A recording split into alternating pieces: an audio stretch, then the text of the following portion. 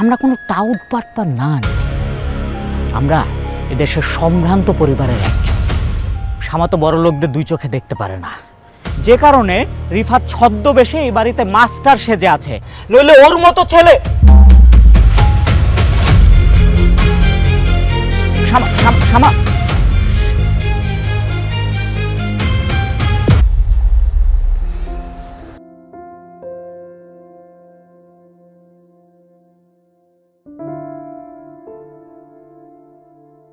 আরে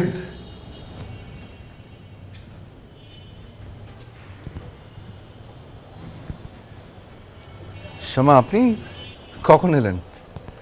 আমি তো খেয়ালই করিনি। আমিও না। মানে কখন যাচ্ছেন? কোথায়? আপনি আসলে কি বলছেন আমি কিছু বুঝতে পারছি না। কি হয়েছে? মেস ছেড়ে কবে যাচ্ছেন সেটা জিজ্ঞেস করছি। আপনার ছেঁড়া শার্ট, আপনার ওই খাবে ভেজা মুখ, আর আপনার এই দারিদ্রতার নাটক তো শেষ। মির্জা আরসালান রিফাত আর কতক্ষণ অভিনয় করবেন? শামা, শামা, সব আপনি কি বলছেন? আমি আসলে কিছু বুঝতে। সব জেনে গেছি আমি। আপনার ওই কোটি কোটি টাকার সাম্রাজ্য, আপনার বিলিয়নার বাবা, সব আপনি আমাদের বিশ্বাস দিয়ে খেলেছিলেন রিফাত। কেন? শামা, শামা প্লিজ, আমি কোনো বিশ্বাস নিয়ে খেলিনি। আমি আসলে আপনি বড় লোকদের পছন্দ করেন না, তাই ঠকাতে এসেছিলেন? না, আমি কোনো ঠকাতে আসিনি শামা। আমি শুধু এমন একটা মানুষের খোঁজে এসেছিলাম যে মানুষ। প্লিজ চুপ করুন, প্লিজ। আর কত মিথ্যা বলবেন? আর কত?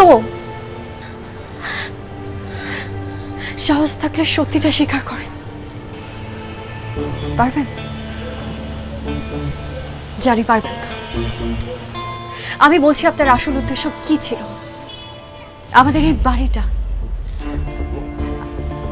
আমাদের এই সাধারণ বাড়িটা আপনাদের খুব পছন্দ হয়েছিল, তাই না? লেগেসি গ্রুপ এখানে লাক্সারি অ্যাপার্টমেন্ট বানাবে, এটাই তো আপনাদের উদ্দেশ্য ছিল। না সম্ভব। তাহলে এই সস্তা নাটক করা কি দরকার ছিল?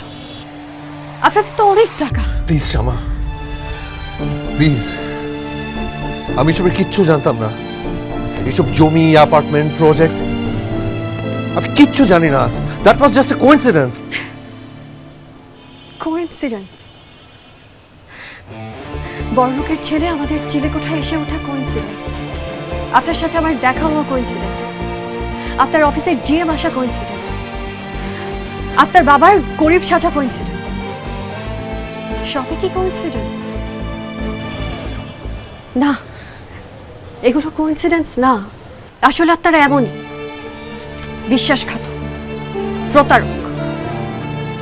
আপনাদের মতো অমানুষদের জন্যই আমার সহজ সরল ভাইটা তার জীবন শেষ করে দিয়েছে। আপনারা সবসময় মানুষের সরলতার সুযোগ দিয়ে টাকা কামায়। কত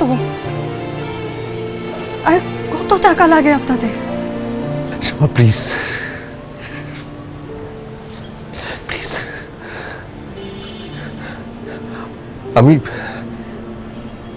আমি তোমাকে যথেষ্ট।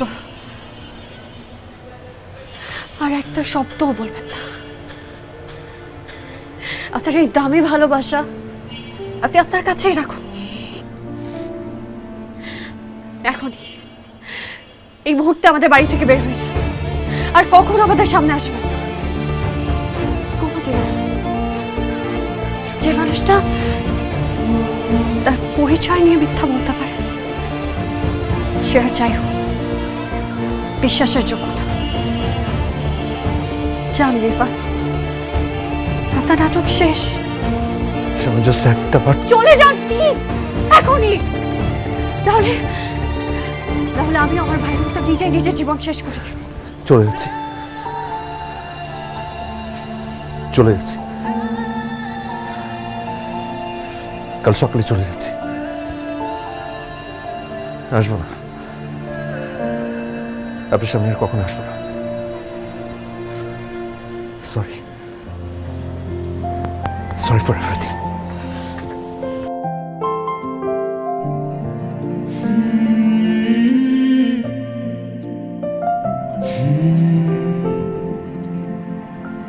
হয়ে গেছে দূরত্ব, মিথ্যে সব বাঁধন, ভাঙা এই হৃদয় খোঁজে কোথায় বাপন। যে সুখটা পাইনি আমি, পাইনি কোনো দিন, যাক না সে তোমার সাথে যেখানে তুমি থাকো দিন দিন। আমার এই প্রার্থনা শুধু তোমার তরে, জীবনটা চলুক তোমার স্বপ্নেরই ঘরে। যে পথে হাঁটো তুমি থাকো আলো ভরা, সবটা ভালোর জন্যই আমার এই বলা। তোমার সব ইচ্ছে হোক পূরণ একদিন, তোমার দুনিয়াতে না থাকুক কোনো ঋণ, না থাকুক কোনো অভাব, না থাকুক কোনো শূন্যতা। ভালো থাকো তুমি, এই আমার একটাই প্রার্থনা। ভালো থাকো তুমি, এই আমার একটাই প্রার্থনা।